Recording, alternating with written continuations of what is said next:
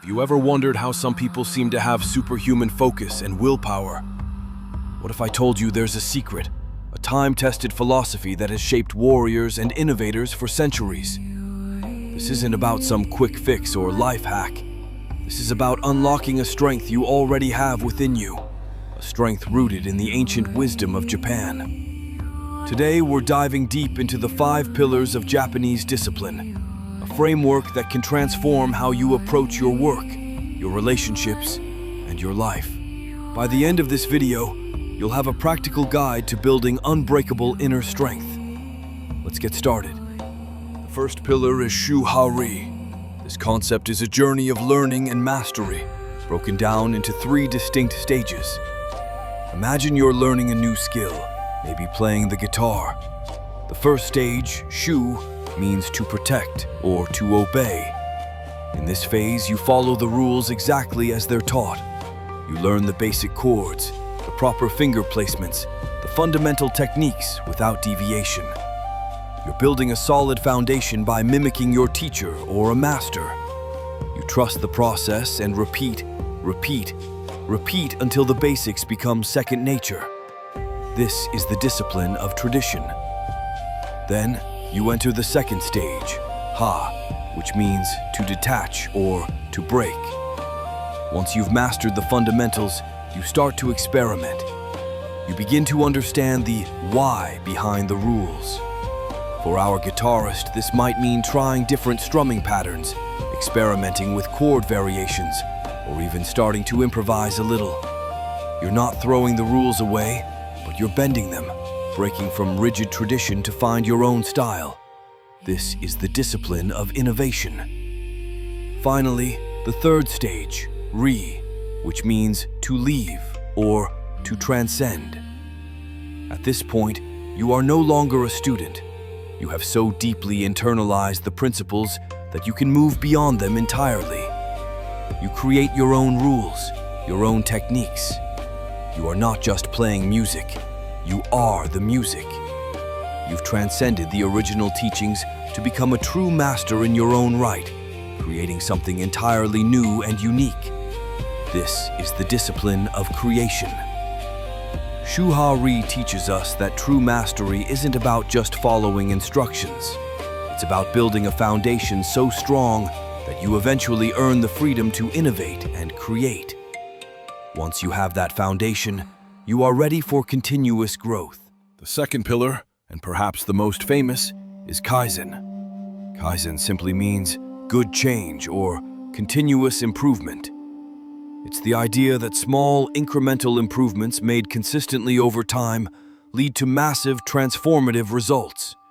Forget about trying to make huge, drastic changes overnight. That often leads to burnout and failure. Kaizen is about focusing on the 1%. What's one small thing you can do better today than you did yesterday? Maybe it's waking up just 5 minutes earlier, or reading just one more page of a book, or doing a single push-up. It sounds almost too simple, but that's the magic of it. These tiny actions are easy to start and even easier to maintain. They build momentum. Over a week, a month, a year, these small daily improvements compound into incredible progress. Kaizen isn't about reaching a final destination of perfection. It's about the endless journey of getting better.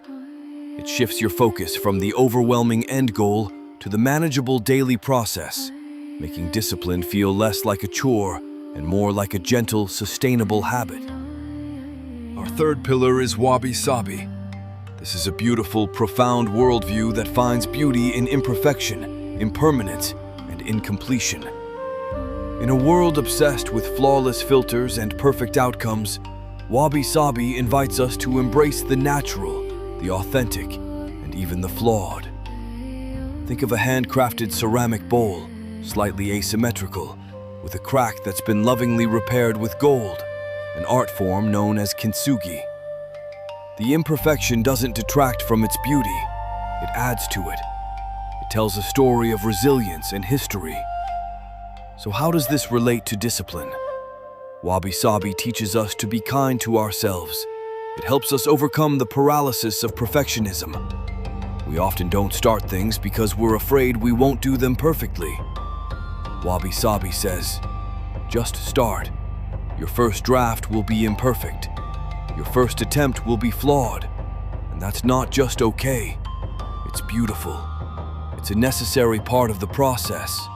This pillar teaches us the discipline of acceptance, allowing us to move forward with grace and persistence, even when things aren't perfect. The fourth pillar is Gaman. This is a term that embodies endurance, perseverance, and stoic patience in the face of adversity. Gaman is the quiet strength to persist when things get tough, to maintain your dignity and emotional maturity even when you feel like giving up. It's the discipline of resilience. Life will inevitably throw challenges at you. Your plans will go awry, you'll face setbacks, and you'll encounter obstacles that seem insurmountable. Gaman is that inner voice that tells you to keep going. It's not about suppressing your emotions, but about processing them with grace and focusing on what you can control, your own actions and your own effort. It's about understanding that hardship is a part of growth. Like a muscle that only grows stronger when placed under stress, your character is forged in the fires of difficulty. Gaman teaches you to see challenges not as roadblocks, but as opportunities to cultivate your inner strength and prove your commitment to your goals. And that brings us to our fifth and final pillar, Jiko Kansatsu, which translates to self-reflection or self-observation. Discipline without direction is just pointless effort. Jiko Kansatsu is the practice of regularly and honestly looking inward to understand your own thoughts, actions, and motivations. It's the discipline of awareness. This isn't about harsh self-criticism. It's about compassionate curiosity. You can practice this through journaling, meditation, or simply taking a few quiet moments at the end of each day. Ask yourself, what went well today? What challenges did I face? How did I react? Was my response aligned with my values and goals? What can I learn from my experiences? This regular practice of self-study is crucial. It helps you identify your strengths and weaknesses, recognize unproductive patterns, and make conscious adjustments. It ensures that your disciplined efforts are pointed in the right direction, moving you closer to the person you truly want to become. Without Jiko Kansatsu, we risk running on autopilot, repeating the same mistakes without ever understanding why. So, there you have it, the 5 pillars of Japanese discipline. Shuhari, the path to mastery. Kaizen, the power of small, consistent improvements. Wabi-sabi, the beauty of imperfection. Gaman, the strength of patient endurance. And Jiko Kansatsu, the wisdom of self-reflection. These aren't just abstract concepts, they are practical tools. Start small.